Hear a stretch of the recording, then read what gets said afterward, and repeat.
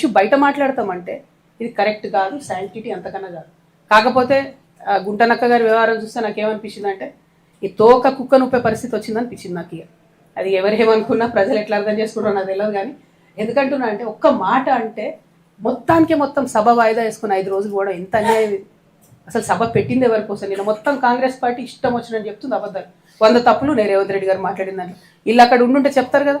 అంటే అల్టిమేట్గా ప్రజలకు నిజం తెలవాలి. ప్రతిపక్షం అధికార పక్షం సంవాదంలో అది తెలుస్తలేదు. కాబట్టి నేను బీఆర్ఎస్ పార్టీకి హరీష్ రావు గారికి ఇలా పవర్ పాయింట్ ప్రజెంటేషన్ ఇస్తాడట కదా, నేను 2 సూటి ప్రశ్నలు అడుగుతాను. మీరు ఆ 2 ప్రశ్నలకు జవాబు చెప్పి తర్వాత మీరు పవర్ పాయింట్ ప్రజెంటేషన్ ఏంటి ఏమని ఇవ్వండి. ఒకటి స్పష్టంగా అడుగుతా ఉన్నాను నేను, కృష్ణా వాటర్ రివర్ మేనేజ్మెంట్ బోర్డులో తెలంగాణ తరఫున 2016లో హరీష్ రావు గారు ఇరిగేషన్ మంత్రిగా ఉన్నప్పుడు మన పంపకాలలో, కృష్ణా నది పంపకాలలో 3% శాతాన్ని తగ్గిస్తూ ఒప్పుకుంటూ ఆయన సంతకాలు పెట్టి, మామూలుగా ఆంధ్ర తెలంగాణ విడిపోయినప్పుడు ఏమైందంటే మనకు తెలంగాణకు 37%, ఆంధ్రాకు 63% కృష్ణా వాటర్ పంపకాలు జరగాలని ఒప్పందం అయింది. అది దేనికోసం అయింది ఒప్పందం? ఇది జాగ్రత్తగా వినాలి అందరూ కూడా. అప్పటికే కట్టి ఉన్న ప్రాజెక్టుల మీద, ఆల్రెడీ యూటిలైజ్ అవుతున్నటువంటి వాటర్ మీద, యాజ్ ఈజ్ వేర్ ఈజ్ అనే కండిషన్ మీద 37% తెలంగాణకు, 63% ఆంధ్రాకు నీటి పంపకాలు జరగాలని ఒప్పందం అయింది. తర్వాత హరీష్ రావు గారే ఇరిగేషన్ మంత్రి, మరి ఆయన అప్పుడు కాళేశ్వరరావు అని పిలిపించుకున్నాడు. ఆయనకు నీళ్ళ గురించి నాకే మొత్తం తెలుసు అని చెప్తాడు. కాబట్టి దాన్ని ఏం చేసిండు హరీష్ రావు గారు 2016లో 3% కృష్ణానదిలో నీళ్లు తగ్గిస్తూ 34% తెలంగాణకు, 66% ఆంధ్రాకు అని చెప్పి ఒప్పందం మీద సంతకం పెట్టి, అది కరెక్టా కాదా హరీష్ రావు గారు? మీరు జవాబు చెప్పాలి.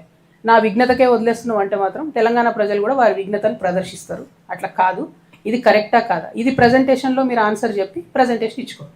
రెండవది, అసలు జూరాల సోర్స్ పాయింట్ తీసి మీరు శ్రీశైలంకి ఎందుకు మార్చారు? మార్చడానికి కలిగినటువంటి సాంకేతిక కారణం ఏంది? ఆనాడు కేసీఆర్ గారు కూడా ప్రజెంటేషన్ ఇచ్చినప్పుడు పాకాల జూరాల ఒక లింక్ పెడతామని ఇంకోటి చాలా చెప్పారు. అవన్నీ జరగలేదు. 100 అనుకుంటాం, 100 కావు. పాలిటిక్స్లో అయినా, ప్రభుత్వంలో అయినా, ఇంట్లో అయినా, అది మాకు కూడా తెలుసు. కానీ అల్టిమేట్గా ఇప్పుడు జరిగింది ఏంది? జూరాల నుండి శ్రీశైలంకి సోర్స్ పాయింట్ మారింది. ఎందుకోసం మారింది? నేను అలిగేషన్ చేస్తా ఉన్నా, కేవలం హరీష్ రావు గారి ధనదాహం కోసం మారింది. ఎక్కడైతే స్టార్టింగ్లో ఎల్లూరు అనేటటువంటి పంప్ హౌస్ ఉంటుందో ఆ pump house open pump house ఉండే, దాన్ని నేను అండర్ గ్రౌండ్ పంప్ హౌస్ చేయడంతో 1400 కోట్లకు ఎస్టిమేట్ పెరిగింది. దాంతో నష్టం ఏమైంది? ఆ పంప్ హౌస్ కింద ఉంటుంది, దాంట్లో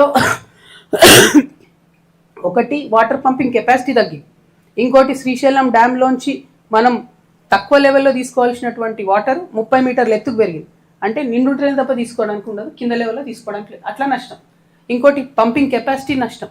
మూడవది అండర్ గ్రౌండ్ చేయడంతో అది వచ్చి కల్వకుర్తిలో ఉన్నటువంటి మోటార్లను కొడితే కల్వకుర్తి లిఫ్ట్ ఇరిగేషన్ ఇప్పటికి కూడా కేవలం 3 మోటార్లతోనే పనిచేస్తుంది.